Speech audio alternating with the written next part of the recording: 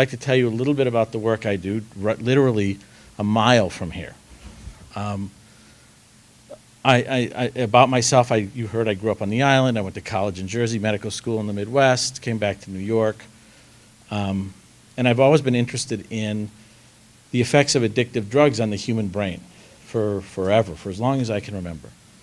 And many years ago when we started doing this work, we were, for those of you that in the science business, we disseminate our information in publications to our colleagues. Well, in my field, it's probably just as important, if not more so, to disseminate what we do to non-scientists, to the community, because the work we do in research and substance abuse impacts the community. So a long time ago, I was president of my board of ed. I live on the east end of the island. It occurred to me that I probably should just go to my local school district that I was the board president of and talk to the kids about our research. Well, that was my district way back then was 420 kids K through 12. So it was a small district. And in the early 90s, that first year I spoke to 400 kids. In 2016, we topped about 160,000 kids. So it's something that's important to me from as a volunteer to get out and kind of disseminate our science to kids, and that's what you'll hear tonight. I'm obviously very laid back, so if you have questions about anything you see or anything I say, ask. If you don't believe what I say, you can ask me too. I mean, I've been doing this so long. So I work at the Feinstein, which is the research arm of what used to be North Shore LIJ, but it's now North Well Health. We have an imaging center there where we study the effects of addictive drugs on, as you'll see, animal brain and human brain. The way we do it is really quite simple. We use an imaging technique. It's a technique that you're probably familiar with. I'm sure everyone is familiar with the traditional imaging techniques that are out there, CT, X-ray, and MR. These are basically just cameras that take pictures of your body. This is a CAT scan of someone's abdomen. These circles are tumors, cancer in the liver. This is a young lady who magnetic resonance MRI of her brain. Her eyes are right here. And these little white spots are a disease called multiple sclerosis. And X-ray, someone's forearm, these are compound fractured bones are poking through the skin. So the reason I show you this is just so we can kind of get on some common ground with the way I do what I do. Well, if you think about any disease, doesn't matter which one, diabetes, cancer, Alzheimer's, headaches, any disease you can think of, represents a change in function, not a change in anatomy. So if you get diabetes, the functioning of your islet cells changes. If you get Alzheimer's, the functioning of your brain cells change. If you get cancer, the metabolic rate of cells in your body change. What doesn't change is anatomy. I mean, as the disease progresses, yes, you'll find anatomical changes. But in the genesis of the disease, the beginning of the disease, the fundamental structure of the disease is a change in how the body lives, not how the body looks. So we need a camera that shows function, not anatomy. That camera is called a PET scanner. It stands for positron emission tomography. This is our newest instrument. It was installed just before Christmas. We've probably run a dozen patients so far, acceptance testing it. It's a highest resolution instrument that's out there. It's a mile from here. It's in the basement of the Feinstein. The thing that's really unique about the Feinstein is we have this instrument as well. So this is a human PET scanner. You can see by the gantry size, a whole body can go in here. We can scan a human head to toe. This is the same instrument. It's a PET scanner, but the gantry size here allows us to scan rats and mice. So this is a small animal PET scanner. It's very unique. There aren't many of them. And the power that it gives us is the ability to do basic science through this door and then come through this door to a patient. So it's a very unique setting in that we can do basic science and translate it to a human patient the next day. So it gives us enormous strength in terms of the speed with which we can advance our science. So PET scanning the first PET scanner was made in 1960 at Brookhaven Lab. When I was in medical school in 1981, there were no clinical PET scanners. When I finished my residency in 1986, there were 4. 2 of them were at Brookhaven, 1 was at the University of Pennsylvania, and 1 was at Washington University in St. Louis. Today, in 2017, there are about 250 in the United States, so they're becoming very, very popular. They are the newest imaging technique out there for, in terms of the clinical utility, something you might experience it for, cancer. It's now the #1 tool for cancer because it allows us, how have we diagnosed cancer traditionally? Really one of 2 ways. You either felt the mass or you became symptomatic. Well, by the time you become symptomatic, the mass is big enough. By the time you feel the mass is big enough so the disease has progressed. What if you had an instrument that could see cancer when it's just a couple of cells? That's what a PET scanner could do, because a PET scanner looks at function. And in the disease of cancer, like any disease, function changes. So the PET camera allows us to see function as it's normal, under resting condition, and as it changes. PET measures function in all tissues. So just to make it really simple, for the most part, every cell in your body uses glucose for energy.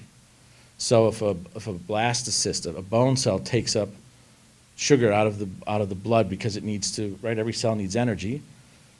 PET scans take advantage of that. We inject our patients with a radio-labeled sugar.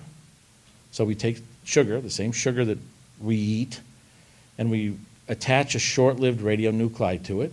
It's got a 110-minute half-life. You inject it into the patient, and whenever any cell in your body needs sugar, it takes up sugar from the blood, and there's a small amount of radioactive sugar in the blood. It takes that up, and we can see it. Now, if a cell becomes metabolically active, it starts to divide, like cancer cells, it takes up a lot of sugar. So all of a sudden, you have cells that taking up huge amounts of sugar, and they show up as a little tiny spot. So we can see it years before it's big enough to feel it. So you might ask, why would I have a PET scan? I'm not symptomatic, I don't feel a mass. Well, what if you have a family history? What if mom had breast cancer? What if dad had prostate cancer? So there's an enormous utility for PET scanning in the business of cancer. But we're here tonight to talk about how we use it to understand the disease of addiction. PET scans are really simple to read. Unlike the images you saw before that are all black and white, we put PET scans in color, primarily because it makes them easier to see and read.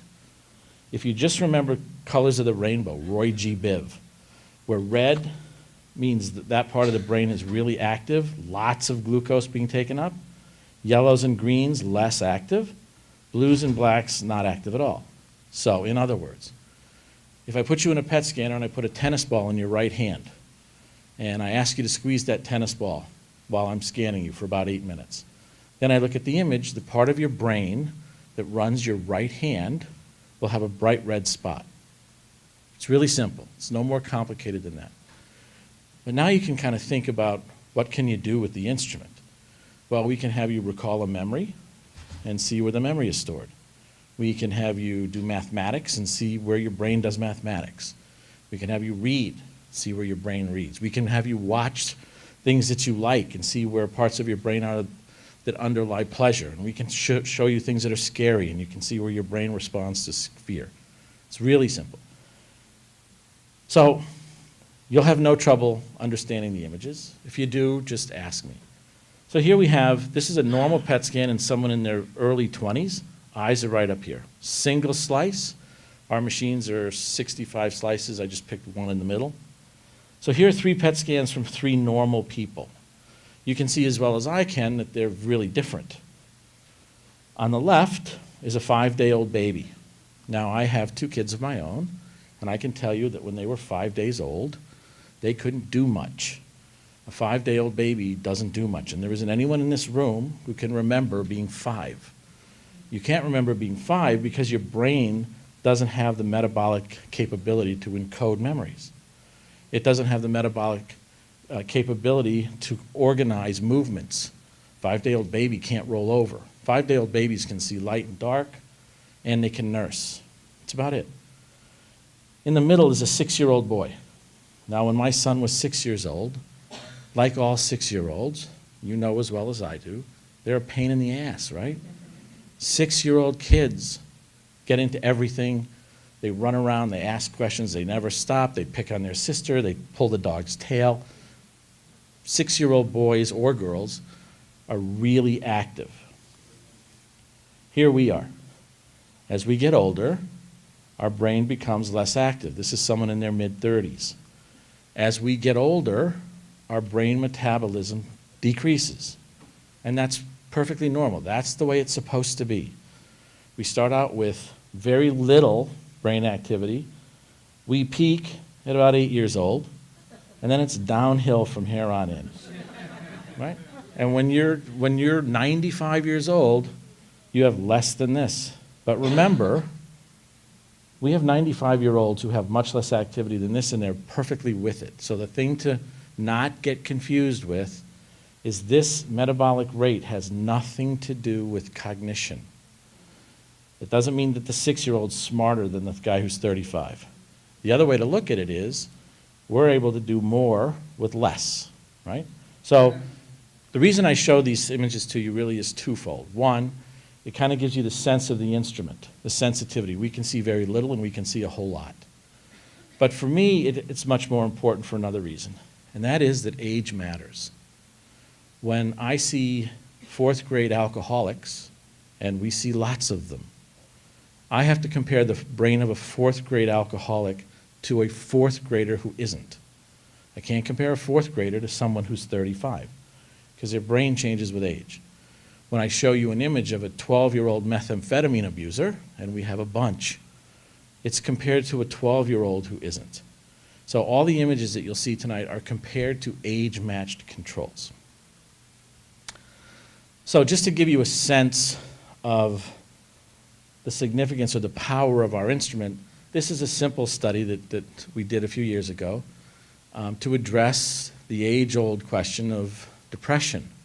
You know as well as I do that in the disease of depression, it's really diagnosed by talking to a professional or a psychiatrist or whoever who asks you a series of questions and interviews and develops something called a HAM score, and they tell you that you're depressed or you're not depressed. So it's kind of a very important interaction.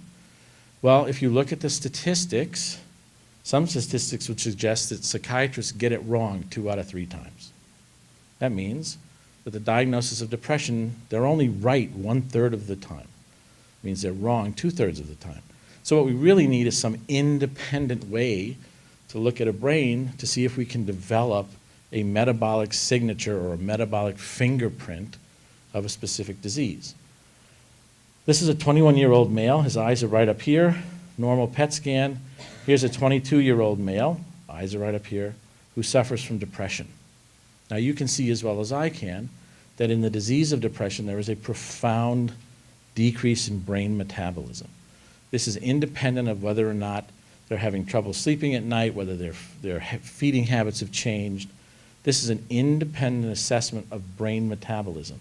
And what we've known from animal studies where we can breed animals who are genetically depressed, their brain metabolism is certainly lower. So it just shows you that we're now starting to get this instrument into my business in psychiatry and neurology and to start to develop metabolic signatures of psychiatric diseases. But if we're going to talk about addiction, we need to make some real simple statements.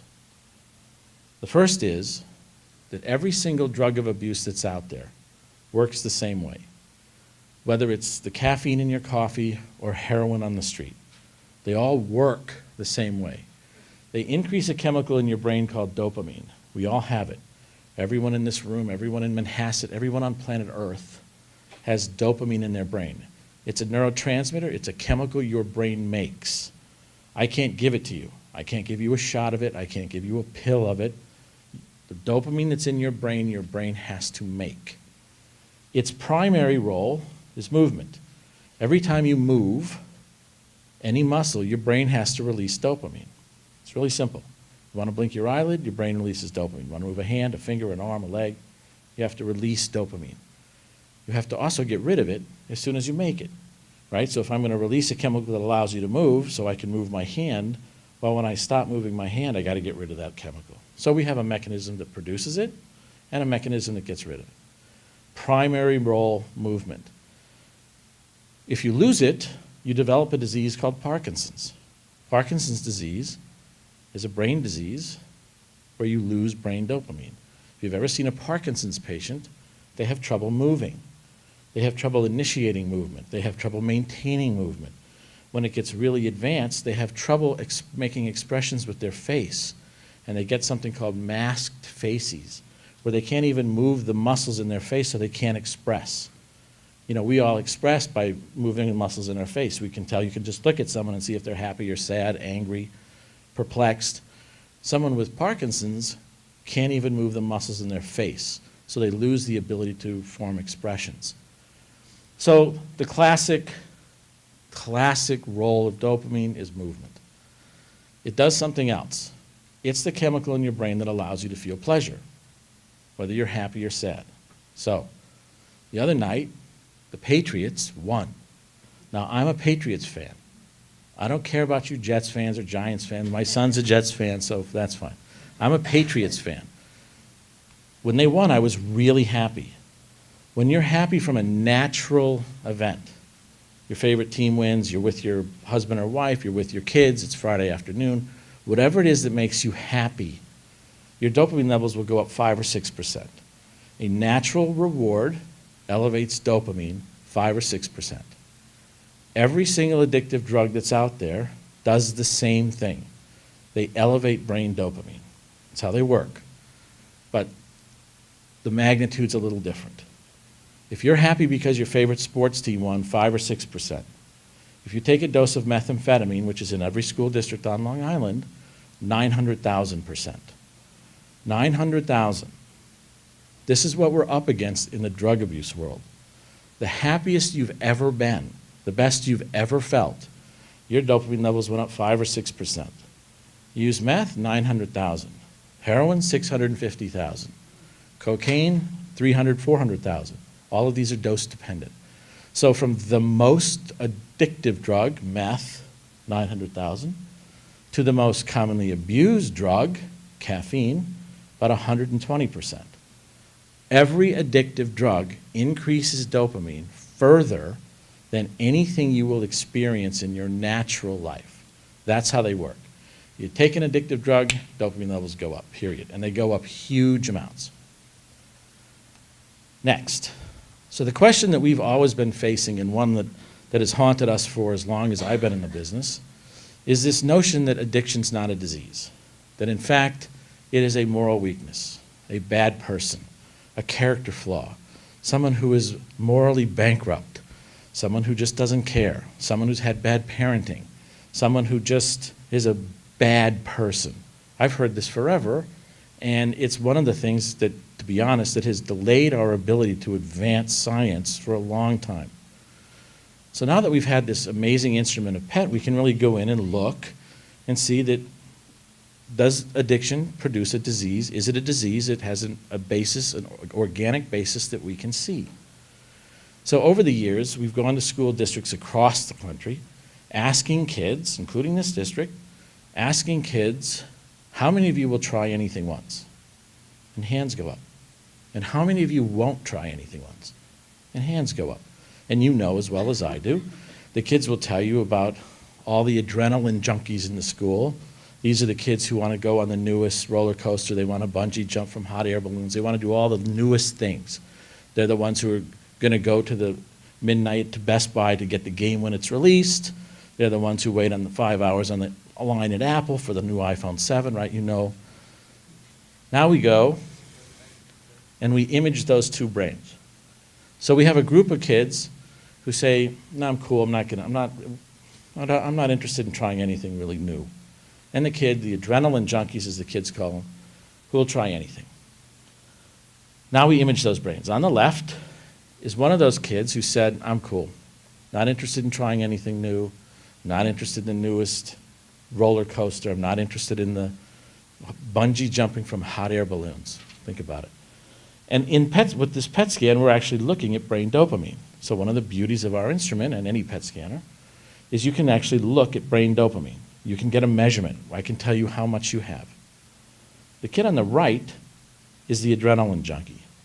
And lo and behold, the kid on the right's got about 5 or 6% more dopamine than this age-matched control. So here's the first key to the disease. We now have really good data that suggests that if you have a little bit more dopamine than you should for your age, the probability that you'll get addicted to something is 3 to 4 times higher if you try it. That means the disease of addiction is resident in brains before anyone does anything that's addictive. And the simple process of doing something that's addictive unmasks the disease. We see the same thing with diabetes. 3/4 of diabetics are diabetics because of their weight. They're not diabetics when they have a normal BMI. But when their BMI starts to go up, they unmask the disease of diabetes. Addiction is the same thing. It is a disease with an organic basis that is unmasked when you start to do things that potentiate that system. Well, so that was the first data set, and it was interesting because it said, okay, well, that explains the adrenaline junkies, but there's another disease that kids have with dopamine that doesn't seem to explain it. ADD and ADHD. ADD, attention deficit disorder, or attention deficit hyperactivity disorder, is a disease characterized by low brain dopamine. Here's our normal brain dopamine. Here's a kid with ADD. Well, we know that the kid who has ADD or ADHD, who doesn't get treated for it, has the highest likelihood of becoming a substance abuser. I have 2 kids, and I always say that if my 2 kids had had ADD or ADHD, I wouldn't have hesitated to put them on the medication, because the data shows time and time again that drugs used to treat the disease of ADD or ADHD actually prevent or protect the individual from becoming a substance abuser. Well, so now the story gets a little more complete. It doesn't look like the disease is one characterized by a little too much dopamine. It looks like it's a disease that's characterized by a change in dopamine, either too much or too little. And the manifestation is that if you have too much or if you have too little, the response to an addictive substance is all raised dopamine, unmasks the disease. So then that begs the obvious question. Well, okay, so if I have too much dopamine or I don't have enough, what are the metabolic consequences of that? So what? What does that mean? Well, here's our kid who has ADD. You saw him before, or her before. And we give medication that raises brain dopamine, and that effectively treats the disease. But what if the kid doesn't get the medication and instead drinks? Here he is after he consumed alcohol. What happens? Yes. Right. So now here's the next so. The story's becoming more complete. The disease of addiction is one characterized by an alteration in brain dopamine, either too much or too little. Next, the estimate that's out there is 2/3 of people who have addiction disorder, who are addicted to a drug, are addicted because they're self-medicating a pre-existing condition. So the kid who has ADD or ADHD who does not get treated self-medicates, drinks some alcohol, wow, feels better. Smokes some pot, oh, feel much better. So now we know that the consequence of an altered dopamine system is, one, if they use something addictive, they unmask the disease. Why would they use something addictive? Because many of them self-medicate. Here's a very simple study with a young lady. 2 images of her brain. This is about at the level of her eyes. This is about at the level of her ears. Normal PET scan.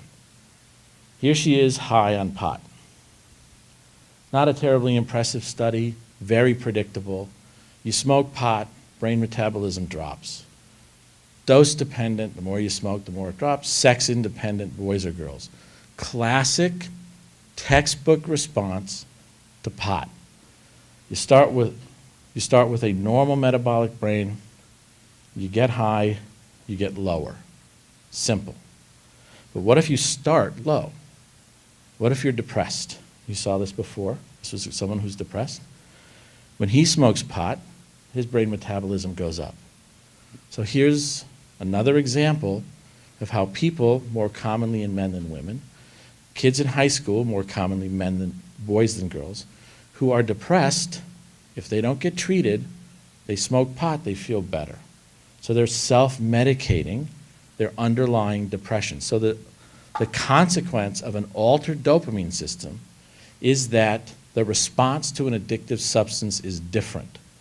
So if Johnny, who's sitting next to me, has an altered dopamine response, and the two of us take a shot of alcohol, he's going to feel it very differently than I am. So, the next question becomes an obvious one.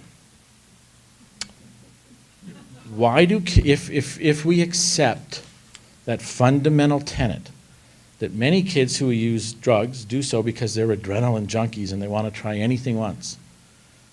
You should come with me sometime to high schools. More kids raise their hands than don't. So the question then is an obvious one. Well, if you're telling me that the reason some kids try drugs is because they want to try it, they want to do anything once, why do they do it twice? If they do it once and they're satiated, they do it once because they want to try something new, why do they do it again?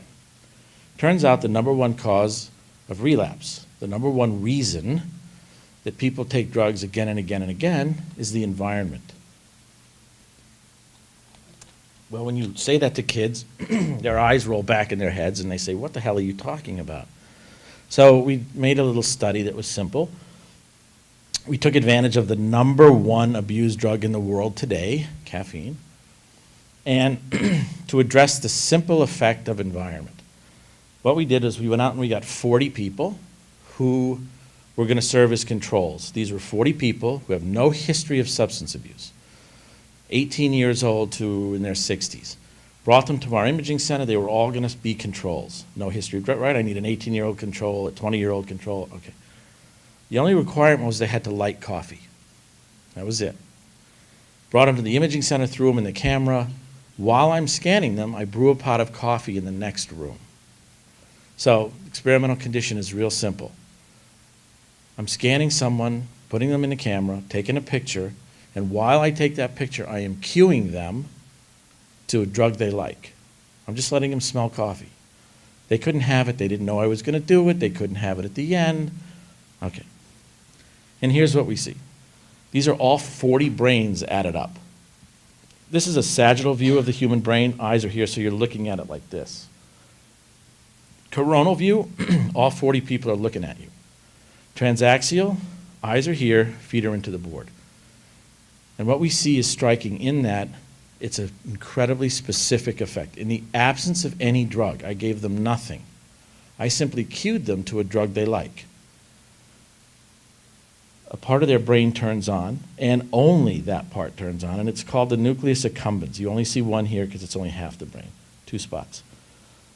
Everyone in this room has a nucleus accumbens, and everyone uses it every day. It's the oldest part of your brain evolutionarily. It's the part of your brain that makes you get something you have to have. You use it all the time. Whenever you're thirsty, I just took a drink because I'm thirsty. When you're thirsty, your accumbens turns on and tells you to get water. When you're hungry, it turns on and tells you to get food. When you're in a place that isn't safe, it turns on and tells you to seek safety. It's the part of your brain that keeps you alive by directing you to get something you need. Well, in the world of substance abuse, when you produce that enormous increase in brain dopamine that makes you euphoric, your accumbens encodes everything about the environment you're in when you do it. And when you re-experience any part of that environment again, your accumbens turns on and tells you to get the drug. So it's the classic story that if you go smoke pot with your buddy on a Friday night, and next Wednesday you run into your buddy in school, your accumbens turns on and activates. I hear this time and time again. The thing that I hear the most is music. And the music that I hear most is Justin Bieber. I know. Kids get high listening to whatever they're listening to, and if they hear it again, they crave the drug. It's why the environmental cues, environmental triggers cause relapse. There is a reason that a gambling environment has tones, bells, and lights, because there's nothing more reinforcing than tones, bells, and lights. So it's really a consistent response, and it explains a whole bunch. We've seen it here too. Another study, really interesting, one of our newest studies. You see the same activation in the nucleus accumbens. This was a series of studies that we did where we brought someone in, a whole bunch, put them in the camera, and cued them. And lo and behold, their accumbens lit up. And this is what we cued them to, the internet. All we did was put them in a camera and said, instead of just hanging out, we're going to give you access to the internet. And all we did was boot it up, usually Gmail, Google, and their brain activates. There is a reason now why publications are starting to come out showing us that kids are getting addicted to the internet. If you want to see a brain really change, you put a kid in the pet camera and tell him when he goes in, I'm taking your cell phone away for 2 weeks. Xbox controllers. So this was done, so we can even go further. This was done also when you put them into the camera in a completely dark room, and you tell them we're going to put something in your hand. You're not going to be able to see what it is, but so you can put a pencil in their hand, pen. The minute you put a controller for Xbox, it activates. So it's just something to be aware of. We're now starting to look at internet addiction, gaming addiction, cell phone addiction. It's all part of the process.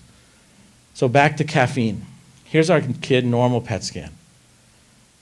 I gave him a 16-ounce can of Monster to drink. You all know what Monster is? Monster's like Red Bull. Here's his brain, 30 minutes after he drank it. Not surprising. There isn't anyone in this room. This shouldn't surprise any of you. We drink coffee. One, we like it, but two, it gives us a kick. I have a 2.5-hour commute every morning into Manhasset. So I drink a lot of coffee in the morning because I need my brain to be like this. So not surprising, not shocking, kind of predictable, dose dependent. What we didn't predict was the time course.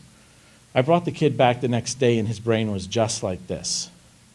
So we now know that a single dose of caffeine changes brain chemistry for 24 to 36 hours, which is odd because when I drink coffee in the morning and get to work, by 10 a.m. I'm ready for a nap, but my brain is like this.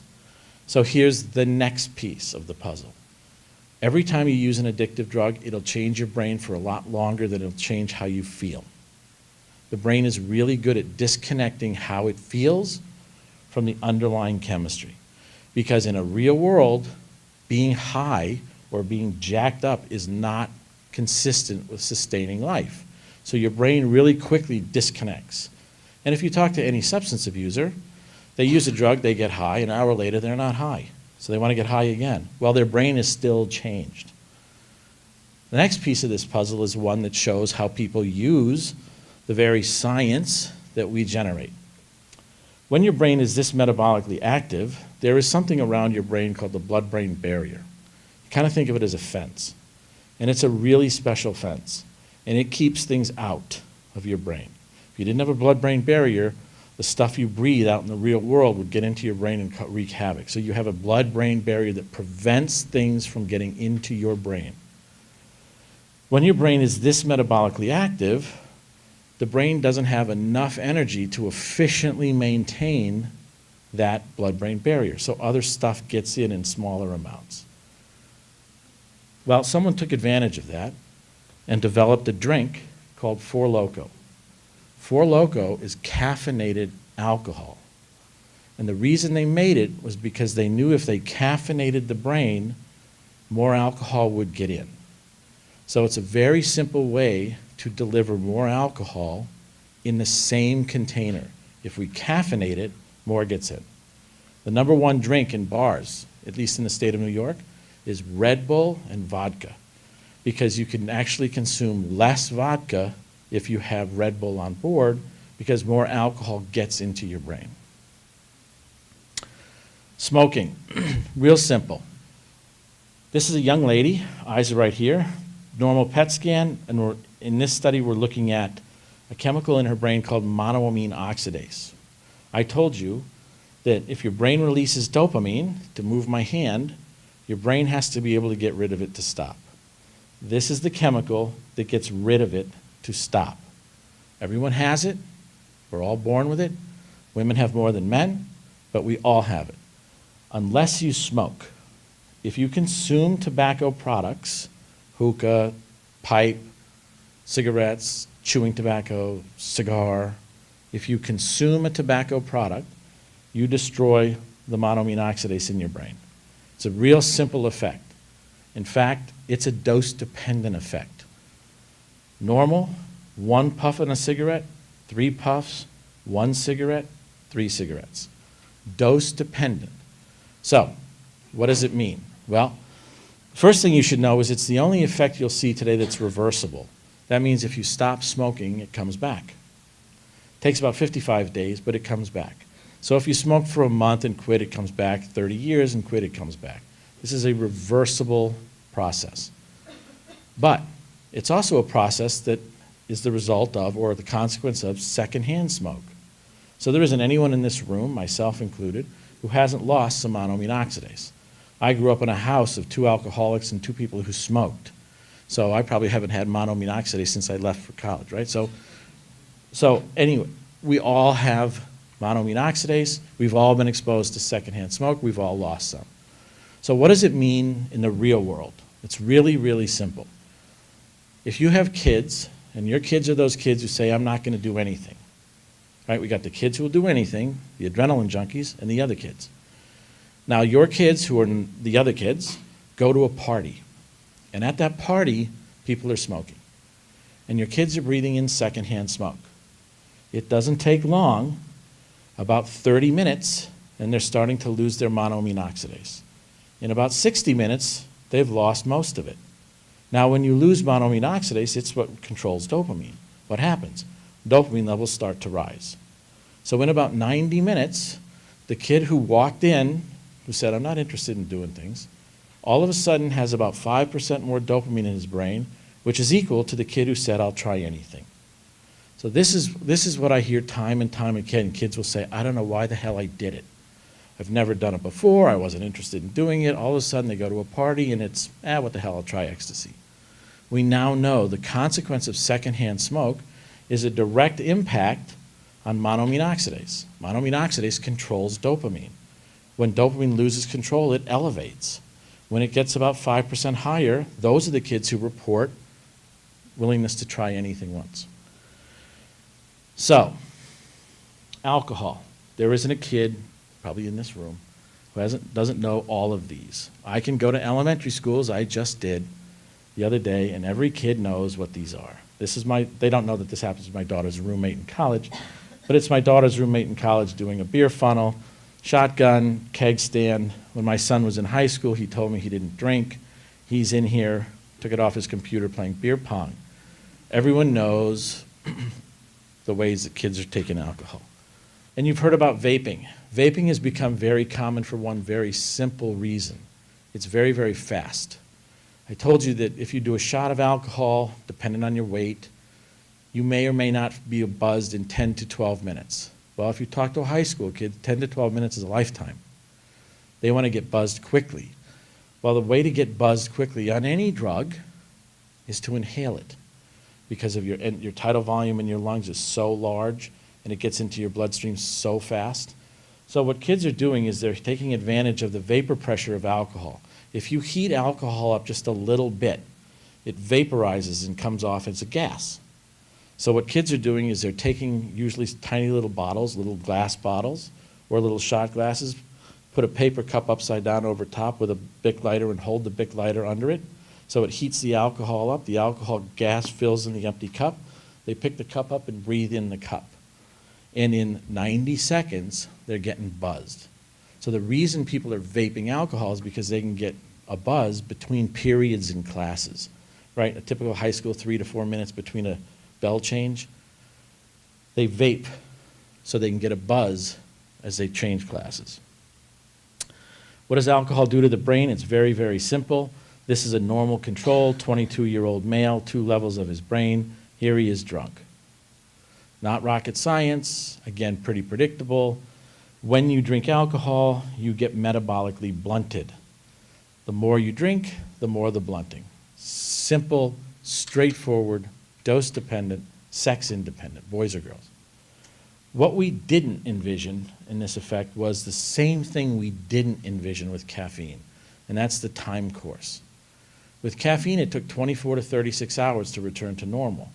With alcohol, it takes between 5 and 7 days. So if you drink alcohol on a Friday night or a Saturday night thinking that you're going to go to school Monday with a normal brain, not even close. It's not until the following Thursday or Friday that your brain has returned to its normal metabolic state.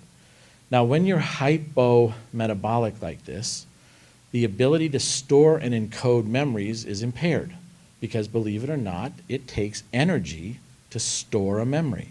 It takes energy in your brain to learn. When you're hypo-metabolic like this, it takes you longer and it's much less efficient to learn. So in other words, you're not going to do as well in school because you can't encode and recall the memories and things that you're learning.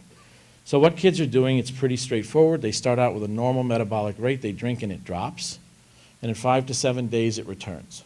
And they drink and it drops, and 5 to 7 days later it returns.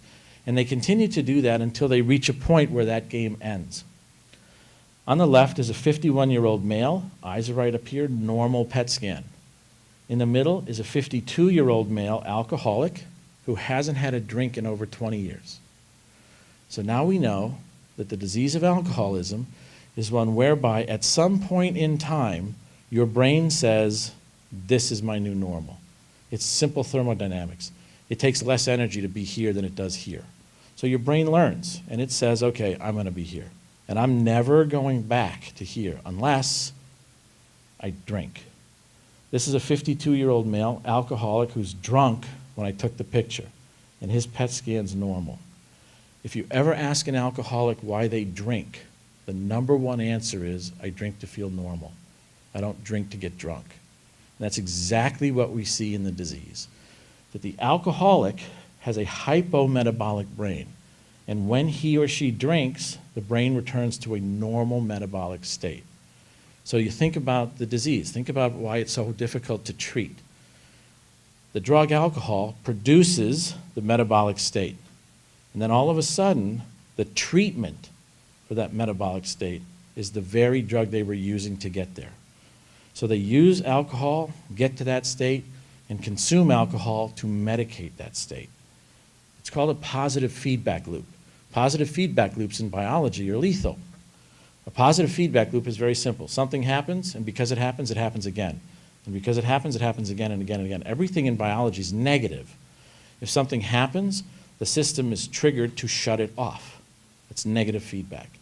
You release insulin, sugar drops, insulin stops. You eat sugar, triggers insulin to be released, insulin drops, sugar drops, insulin shut off. Everything in life is a negative feedback loop. The only exception is childbirth. When you're delivering a baby, you get contractions.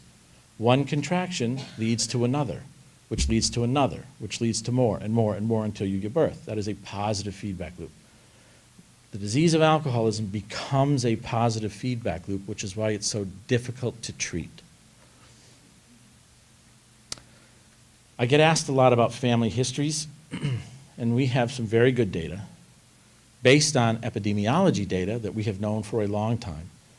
And that is, if you look at alcoholics across the United States, about a third of them have an alcoholic history. Mom or dad was an alcoholic prior to their conception.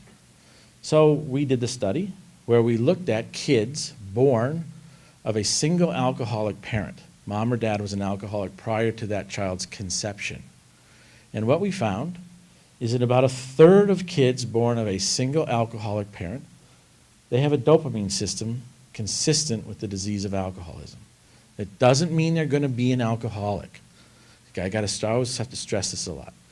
If mom or dad was an alcoholic, it does not mean you're going to be one, even if you're this. All that means is that you have a system that if you choose to drink alcohol might get unmasked for the disease of alcoholism.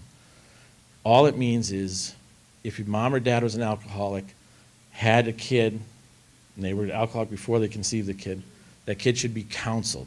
That's it, which simply means, look, mom or dad was an alcoholic, you should know that if you go to college or you go somewhere and you drink alcohol, there's a chance that your response to alcohol is going to be very different than your friends. You see this all the time. Groups of kids, one kid gets hammered on a beer and another kid's drinking 15 of them, right? So there is clearly a genetic predisposition to the disease consistent with the epidemiology, the presence of the disease. Pot, let's just cut to the chase on pot. We didn't have a whole lot of good data on pot simply because no one just uses pot. So it's really hard to get just pot users. Everyone uses everything else. Until the great state of Colorado came around, and our colleagues got together and we scanned a whole bunch of adolescents, about 500 of them, and looked at their brains. And then they started to smoke pot, and we've been following them since. Marijuana does a very unique thing. It alters just the front part of the brain. Here are the eyes, front part of the brain, here are the eyes, front part of the brain. During adolescence, the last part of your brain to mature is your frontal lobes, the part of the brain just above your eyes. They don't mature until you're 23 or 24. It's why, this is for the parents, teenagers do the craziest stuff. My two kids, I used to sit there and go, what the hell did you do that for? Right? Because teenagers don't have a developed frontal lobe. Your frontal lobe is that part of your brain that allows you to take data points, integrate them, and make a decision based on those data points and the consequence of time. To a senior in high school, the future's tonight. To you and I, as adults, the future is years. Well, if you don't have a frontal lobe and you can't timestamp things, then all of a sudden their relevance to future is meaningless. So the teenager makes decision and does crazy things, not because they're crazy, but because their brain hasn't grown up yet. Now, if you smoke pot, you arrest, you stop frontal lobe development. So what that means is if you're 15 years old and you start smoking pot and you quit when you're 25, at 25 you've got a frontal lobe that's 15. And at 25 when you quit it'll start to grow. But your frontal lobe is an integral part of your development. It's the part of your brain that allows you to make executive decisions. You know as well as I do, the 16-year-old or 17-year-old that's approaching the intersection on the orange light steps on it and blows through the intersection, right? You and I at least look to see if there's a cop. And maybe we look to see if there's someone behind us. So if we slam on the brake, the guy in the back isn't up our ass, right? So, but the adolescent doesn't put data points together. And the thing that's so troubling about pot during adolescence is it arrests that part of the brain that allows you to make executive decisions. The risk that kids take by using pot to advance to other drugs is incredibly high. Now, I always have to say, because it used to be thought that pot was the gateway drug. Smoke pot tonight and tomorrow you're using cocaine. The data don't support it. Data don't say that it's the gateway drug. You want a gateway drug? The gateway drugs are inhalants, sniffing things. In elementary schools, I go to them all the time. Kids steal Sharpies. You all know what Sharpies are? And they take Sharpies and they take the caps off, they put 3 of them in a bag and they breathe them and they get hammered. Now, if you want to look at the greatest predictor for illicit drug abuse, it's not pot, it's inhalants. Kids who abuse inhalants in elementary school have the highest likelihood of going on to other substance abuse. The trouble with pot, though, is it delays cognitive development. I mean, it arrests your brain's ability to make the kinds of decisions one needs to make as we get older. You know, when you're 6 years old, it doesn't matter if you do something that's going to impact your savings account in 30 years. But when you get to be 18, 19, or 20, you kind of need to think beyond tonight. So one of the things that I get asked is secondhand smoke. Kids will say to me all the time, I don't smoke pot, but I go to places where there is pot being smoked. Secondhand pot smoke does the exact same thing. I think you all know that what's becoming very popular is vaping anything. You saw they're vaping alcohol. Well, they're vaping pot too, and they're vaping it in two ways. One, they're vaping the cannabinol oil itself. So THC oil used to be called Thai sticks when I was in medical school. It's an oil that's very high concentrations of THC. They'll vape the oil, or they'll actually vape the bud of a plant. Now, the data that's out there, if you actually look at the data that's out there about the health risks of vaping pot, what you'll find is it's actually safer, vaping is actually safer with respect to the other consequences of the material that is in the marijuana plant itself. Because when you smoke a joint, the temperature in a joint from the flame is about 1,200 degrees. That volatilizes everything in a pot plant. You know, and there's thousands of molecules in a pot plant. Vaping raises the temperature slowly and just to the temperature where you volatilize THC. So you're not volatilizing any of the other crap. So it's safer with respect to the consequences of the second stuff in pot. Rule of thumb, real simple. The risk of lung cancer in smoking cigarettes is about 7%.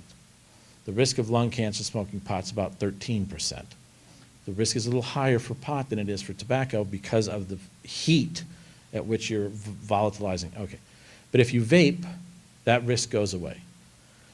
The problem is when you vape, you aerosolize the higher concentration of THC. So they're getting a bigger dose. So the risk of the secondhand stuff, the other crap, the tar and nicotine, the tar and carbon products and tobacco that you get when you smoke a cigarette, you don't get if you vape it. So we always talk about vaping is safer with respects to the secondhand effects. It is more toxic with respect to the concentration of THC that the kids are getting. Spice is synthetic pot. You used to be able to buy it in all the bodegas. Used to be able to get it at 7-Eleven. The genesis of it was really simple. Kids were getting arrested for drug abuse. They were being released. If they had a dirty urine, they got brought back in. So they came up with a way to make a drug like pot that doesn't show up in your urine so you don't get reincarcerated. That drug is spice. Spice is synthetic pot. Spice is something that has never seen a plant. It is mixed typically with potpourri or stuff out of lawn clippings, and people smoke it. Now, it produces a high just like every other drug does via the same mechanism. It raises brain dopamine. But it raises it in a unique way.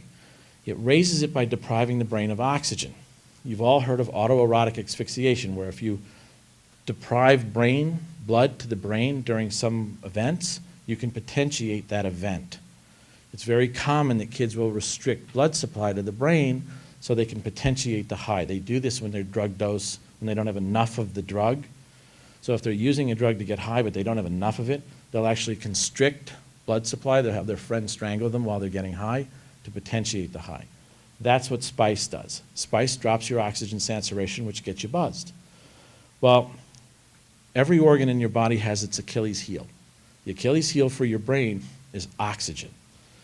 Your brain, you can box, you can play in the NFL, you can take all kinds of drugs. What you cannot do is deprive it of oxygen. You deprive your brain of oxygen and stuff goes south real quick. That's what spice does. It gets you high by depriving your brain of oxygen. When you deprive your brain of oxygen, dopamine levels go up. When dopamine levels go up, you feel euphoric. But the consequence of anoxic of episodes is frontal cortex damage. That manifests most commonly in paranoia, the consequence of which is usually aggression. Kids who use spice usually become very aggressive because they become so paranoid. Ecstasy. Ecstasy is a drug the kids will tell you. They tell me every week. Physicians can write prescriptions for it. In the 1970s, it was prescribed. It was a drug that was used to, believe it or not, help young married couples who were having trouble. And the theory behind it was if I give them both ecstasy, they'll open up and talk better and maybe be able to work out whatever their issues were. In fact, it has a very profound effect on the brain. It increases brain dopamine like every other drug, but it does something else. These are PET scans of 3 individuals. Here, instead of looking at dopamine, we're looking at a chemical called serotonin. Serotonin is another neurotransmitter. Its primary role is mood. People who get depressed have low serotonin levels. We give SSRIs, serotonin selective reuptake inhibitors, to treat depression. It's really simple. So here's your serotonin system in the human brain. Serotonin overlaps the distribution of dopamine, but its highest concentrations is in your brainstem. This is an individual who uses ecstasy. You can see that they're starting to kill off serotonin cells. When you kill off serotonin cells, serotonin drops. When serotonin drops, people get depressed. The number 1 cause of suicide in high schools is an ecstasy-induced depression. Because you actually kill the cells, no medication works. I put this up because the most common thing a kid will say to me is, yeah, well, at least I'm not using acid, LSD. This is LSD.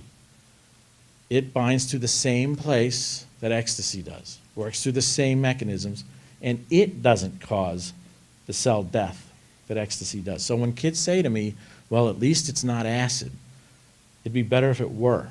Acid is less toxic. Now, one of the things that serotonin does besides mood is it regulates your core temperature. We're all sitting here at 98.6, plus or minus. The reason we're sitting at 98.6 is the serotonin's regulating your core temperature. Well, when you use ecstasy, you kill serotonin cells on contact. When you lose serotonin cells, you lose the ability to regulate core temperature. And your body temperature goes up to 105, 106, and it's fatal. You saw 2 years ago in Stamford, Connecticut, 14 kids. 7 of them died because they became hyperthermic and went up to 105 and died. So the classic thing you'll see with serotonin is kids will hydrate 2 bottles of water before the party, and they'll cover themselves in Vicks. Vicks, everyone know what Vicks is? It's that stuff my mom used to put on me as a kid when I had a cold. Right, Vicks Vapor Rub. They'll cover themselves in that because it lowers their core temperature. Let's get to the biggest deal that we're dealing with now, are the opiates. I think everyone knows the opiate issue was born out of prescription medication. Just because a prescription can be written for a drug does not mean it's a safe drug. We know that doctors have overwritten. It's very simple. No one gets addicted to an opiate in the presence of pain. People get addicted to opiates in the absence of pain. So if you have something done that warrants narcotic pain management, take your narcotic pain management. The problem is if you go and have an appendectomy and you need narcotic pain management for 4 days and your doc writes you for 60 days, the minute you're no longer in pain and you take that next oxy, that's when addiction occurs. In my school district out east, I can buy an oxy for 25 bucks. Heroin abusers are using 100 to 150 pills a day. You can do the math. 25 bucks times 150 pills is a lot. You can buy heroin 10 to 15 doses for 4 bucks. You can have it delivered to your door. It produces a profound hypometabolic state. It produces a disease called a leukoencephalopathy, which is like MS. And I will end on methamphetamine because it's the most addictive drug we've ever seen. It comes in all different colors. It's in every school district on Long Island. This is my daughter when she was 12 years old. This is what a 12-year-old brain should look like. You've seen it before. Dopamine bilaterally symmetrical both sides, and when you're 12, you even have some dopamine in your frontal lobe. This is a 12-year-old girl who got into methamphetamine in her house and she ate it, and she's lost more than 95% of her brain dopamine. Methamphetamine is the compound that the guy was making in Breaking Bad. You talk to kids and they'll say, oh, Breaking Bad, all that meth. This is what methamphetamine does. She is now, 6 months after her dose, paralyzed, blind, deaf. She can't feed herself, can't go to the bathroom herself. She's in a fetal position. Her 6-year-old sister's in the same condition. My daughter is now 28, and so is she. She will live the rest of her life with END, E-N-D, stage Parkinson's disease. And finally, I'll just end on this. When we talk to kids about meth, they'll tell us that I hear all kinds of things. The biggest issue we have is when we bring people in to study marijuana, 200 people in our protocols every year. A couple years ago, we brought in our 200 people. All of them said they didn't use meth. 3/4 of them tested positive for meth. They didn't lie to us. Some of them did, but they didn't all. So we had them bring their pot, and we tested it, and it had meth in it. So on Long Island, Nassau County, Suffolk County, the number that's out there is about 70% of the pot that's out there has methamphetamine in it. That means kids are getting it. Now, I've been talking to kids a long time about this, to the point where kids now say to me, well, you know what, now I take my pot and I dump it out on a table and I pick the meth crystals out of it. If they're picking meth crystals out of their pot, the problem's worse than I thought. You just need to be aware, in the 70s, 80s, 90s, early 2000s, pot was laced with angel dust, PCP. That was classic. Today, because meth is so cheap and they can make it by the ton, it's laced in pot.